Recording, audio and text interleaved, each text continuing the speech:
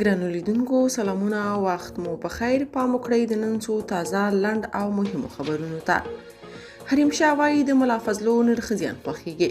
د پاکستان مشهوره رسنیزه څیره حریم شاه وایي فضل الرحمن په قطر کې له سکرتر څخه غوښتي وو چې د جنوب پر ځای د ورته نرخزیان راولي ځکه چې ډېرې خوښیږي. هغه وایي ما سره ټول ثبوتونه شته، که فضل الرحمن یې نه مني پر ما دې عریضه وکړي.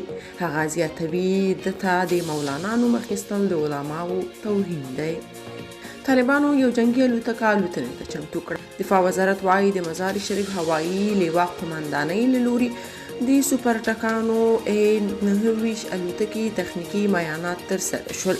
د مزار شریف د هوایي قمندانۍ د ساتنې او څارنې تخنیکي ګروپ پرسونل له لوري د سوپر ټکانو A-29 ډلو الوتکې تخنیکي معاینات ترسره او الوتنې ته چمتو شوه.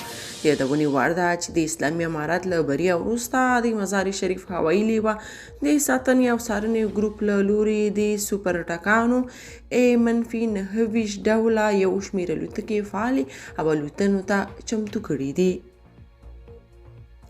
پښتونخوا کې د کان پر سر شخړه کې 14 کسان وژل شوي. د پاکستان شمال لویدیځ کې د دوه قومونو ترمنځ د ډبرو سکرو د یو کان د ملکیت پر سر شخړه کې 14 تنه وژل شوي او 3 نور ټپیان دي. د راپورونو له مخې یاده پیښه تېره ورځ د مۍ په 15 په نیمه قبایلي سیمه دری ادمخیل کې شوې ده. ځایي چارواکو ویلي د دغه دوه قومونو استازي تېره ورځ د لانجې د هواري لپاره راټول شوي وو، خو د ستونزې د حل پر ځای نښته رامنځته شوې او یاد شمېر کسان وژل شوي دي.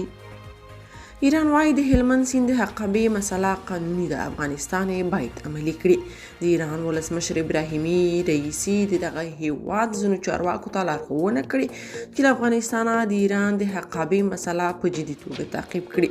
د ایران ولسمشر د دغه هیواد د بهرنۍ چارو وزیر، د انرژۍ وزیر او د دغه هیواد ځانګړي استازي ته لارښوونه کړې چې د افغانستان له هلمند سینده د ایران د حقابې مسله تعقیب کړي.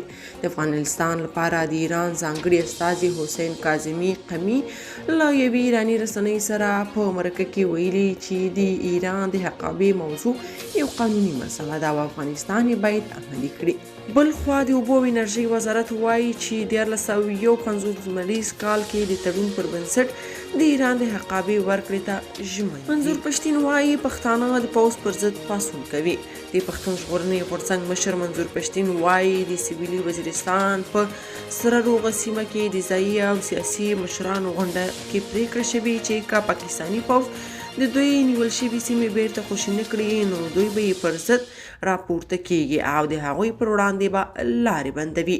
مشرانو د ترهګرۍ او جنګونو خلاف د یووالي تعهد وکړ او وی ویل په هیڅ صورت به هغوی په خپله خاوره کې پرېنږدي. که تاسو په دې اړه څه نظر لرئ په کومنټ کې شریک او چینل سبسکرایب کړئ.